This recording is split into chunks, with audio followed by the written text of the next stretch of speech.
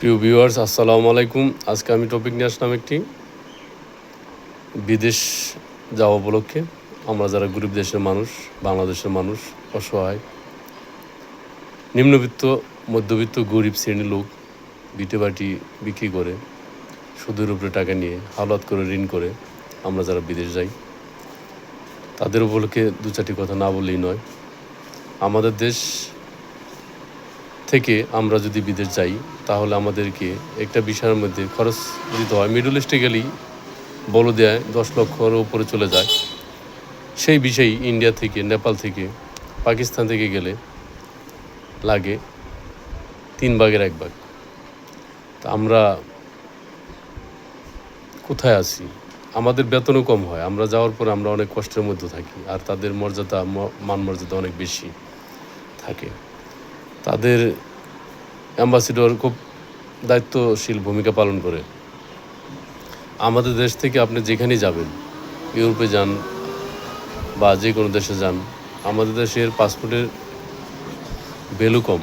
আমাদের দেশে পাসপোর্ট দেখলে তারা বিরক্তি বোধ করে, ছিঁড়ে ফালায় না, ফিকে মানে ফিকে ফেলাই দেয়, যেটা আপনার বলি ছুঁড়ে ফেলে দেয়। আমাদের দেশের পাসপোর্টের ভ্যালু এত কম, যা পৃথিবীর ইতিহাসে বিরল ঘটনা। এই জন্য দায়ী আমাদের দেশের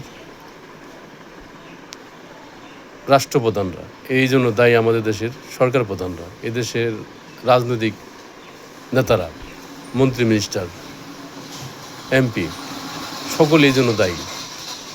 ভুল রাজনীতির কারণে, ভুল পররাষ্ট্র নীতির কারণে আমাদেরকে সিন্ডিকেটের মধ্যে থেকে আমাদেরকে বিপুল অঙ্কের টাকা পরিশোধ করে আমাদেরকে বাইরে যেতে হয়। তারপরে গিয়েও আমরা ওখানে অনেক কষ্ট যাপন করে টাকা পয়সা কামাইতে হয়। যেহেতু অনেক টাকা পয়সা খরচ করে আমরা গেছি, এই টাকাগুলি উঠাইতে হবে, মা বাবাকে দিতে হবে। এরকম দিতে দিতে দেখা গেছে 10 বছর চলে যায়। 10 বছর চলে যাওয়ার পরে আমাদের দেখা গেছে 10 বছর পরে আমাদেরকে আবার দেশে পাঠাই দেয়। 10 বছরে আমরা টাকা উঠাইতে বাড়ি ঘরে ঠিকঠাক হইতে মানি খায় পরে বাচ্চা থাকা, এগুলো করতে করতে ফ্যামিলি চালাইতে আমার 10 বছর শেষ। ফের রিটার্ন আমার বাংলাদেশে চলে আসতে হয়। আইসা সেই আবার কি করব কোনো দিক ক্ষতি নাই। এদেশে কোনো কর্মের কোনো সংস্থান নাই। এদেশে কাজকাম করে খাবেন সেই ব্যবস্থা নাই। এদেশে আপনি বেকার ঘুরে মরে যাবেন। এদেশে কোনো কর্মসংস্থান নাই। এদেশের যারা রাজনীতিবিদ, তাদের পেট ভরলেই হবে, তারা বড়লোক হইলেই হবে, তারা কোটি কোটি টাকার মালিক হইলেই হবে। এদেশের গরিব দুঃখীর, নিম্নবিত্ত, গরিব, অসহায়, মধ্যবিত্ত এদের দেখার দরকার নাই। এরা মানুষ না, এরা এদেশের কীট হিসাবে এই দেশে বসবাস করে। কিন্তু এই কীটেদের টাকা পয়সা দিয়েই কিন্তু বড় লোক, ধনী শ্রেণীর লোক, এলিট শ্রেণীর লোক, এরা আজকে হাজার হাজার মিলিয়ন মিলিয়ন টাকার মালিক। এরা সব লুটে পুটে খাইতেছে। এর জন্য আমরাও দায়ী। আমাদেরও মেধার অভাব আছে, আমাদেরও জ্ঞানের অভাব আছে, আমাদেরও ভুল আছে। এখানে জনগণের ভুল আছে। জনগণ আমরা এক প্যাকেট বিরিয়ানির জন্য, 500 টাকার জন্য আমরা পিছে লাফাই, পিছে দৌড়াই। আমরা ভবিষ্যতে ভাবি না যে এই দেশটা কোন হালে চলছে, কিভাবে চলবে। আমাদের এই জ্ঞান বিলুপ্ত হয়ে গেছে, আমরা নষ্ট হয়ে গেছি, ধ্বংস হয়ে গেছি। আমরা কোনো খাতে, আমরা যে মানুষ আছি, আমরা যে এই দেশের মানুষ, এটা বলতেই লজ্জা লাগে। এদেশে মনে হয় জন্মগ্রহণ করাটাই পাপ। এদেশে জন্মগ্রহণ করাটা এক ধরনের মহাপাপ। যদি আমরা আজকে মিডল ইস্টের কোনো দেশে জন্মগ্রহণ করতাম, তাহলে আমাদের এরকম পরিস্থিতি শিকার হতে হইতো না। আমেরিকার মতো দেশে, ইউরোপের মতো দেশে এরকম পরিস্থিতির শিকার হতে হইতো না। আজকে আমাদের দেশটা গরিব আরও গরিব হচ্ছে, ধনী আরও ধনী হচ্ছে। এই জন্য ভবিষ্যতে আমাদের দেশ কোন দিকে যাচ্ছে একমাত্র আল্লাহ পাকই ভালো জানে। কিন্তু দেখা গেছে এই প্রবাসীরাই এদেশের অর্থনীতিকে চাঙ্গা করে রাখছে, অর্থনীতিকে টিকিয়ে রাখছে। দেশে গরিব দুঃখী অসহায় বিত্তবান সকলের ভাগ্যের চাকাকে হারাই ঘুরিয়ে রাখছে। আর এদেরকে আমরা মূল্যায়ন করি না, এদেরকে আমরা কামলা বলে সম্বোধন করি, এদেরকে এয়ারপোর্টে হয়রানি করি, এদেরকে আসার পথে হয়রানি করি, যাওয়ার পথে হয়রানি করি। আর যাওয়ার সময় তো কত হয়রানি তা বলাই বাহুল্য। আসার সময় এয়ারপোর্টে হয়রানি, এত কিছুর মাঝেও আমরা তাদেরকে সম্মান করতে জানি না, সম্মান করতে পারি না। এমনকি ফ্যামিলির লোকও তাদেরকে সম্মান করি না, সম্মান করে না। তার সারাটা জীবন প্রবাসে কাটিয়ে দিল এই সুখের আশায়।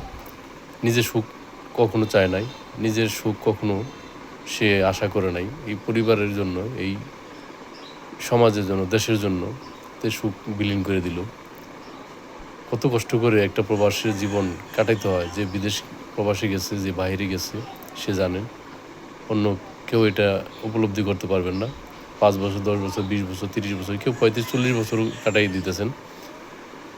এরা ভাবে যে আমরা যদি বলি যে ভাই দেশে যান না কেন, দেশে যাবো কীভাবে, দেশে গিয়ে কী করবো, কী কাজই করবো, কী কাজটা আছে আমাদের, আমরা খেয়ে পরে বেঁচে থাকবো কেমন, আমার ফ্যামিলি বাঁচবে কীভাবে, ইত্যাদি ইত্যাদি। আসলে কথাটাই প্রবাসীদের অবস্থা কেউ দেখার মতো নাই, প্রবাসীদের দিকে কেউ তাকায় না।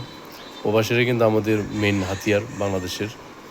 এই প্রবাসীরা যদি একদিন বন্ধ হয়ে যায়, এখন বর্তমানে অনেক দেশ নেয় না, যেমন ওমান, বাহরান, দুবাই, এমনকি মিডল ইস্টে অনেক দেশই বা ইউরোপের অনেক দেশই বাংলাদেশিদের ভিসা বন্ধ। তাই বর্তমানে যুবক ছেলেপেলেদের সংখ্যা অনেক বেড়ে গেছে।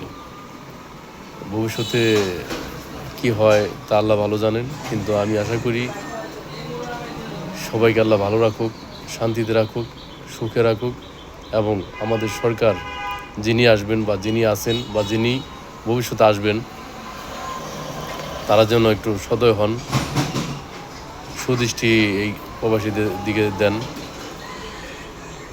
প্রবাসীরা বড়ই অসহায়, নিরুপায়।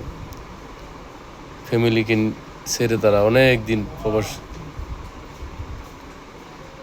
কাটিয়ে আসেন এই টাকা করে, কিন্তু টাকা হাতে ধরা দেয় না। এর মধ্যে 100 জন লোকের মধ্যে 1-2 জন স্বাবলম্বী হন, আর বেশিরভাগ লোকই নিঃস্ব হয়ে যান এবং দিন আনে দিন খায়। এরকম পর্যায়ে আসার পরও তার কাছে কোনো টাকা পয়সা থাকে না। কিছুদিন খেয়ে পরে বেঁচে থাকলে তার শেষ হয়ে যায় টাকা পয়সা। কাজেই আমরা তাদেরকে সম্মান করব, তাদের সহানুভূতি দেখাবো, তাদের কষ্ট লাঘব করতে পারবো না এদিকে, ঠিক আছে, কিন্তু তাদেরকে আমরা অপমান অপদস্থ করবো না। এয়ারপোর্টে অন্তত আমরা তাদেরকে সম্মান সহিত আদর করে তাদেরকে বের করবো। এই আশাবাদ ব্যক্ত করে আজকের মতো এখানেই শেষ করছি। আল্লাহ হাফিজ। আসসালামু আলাইকুম রহমতুল্লাহি ওয়া বারাকাতুহু।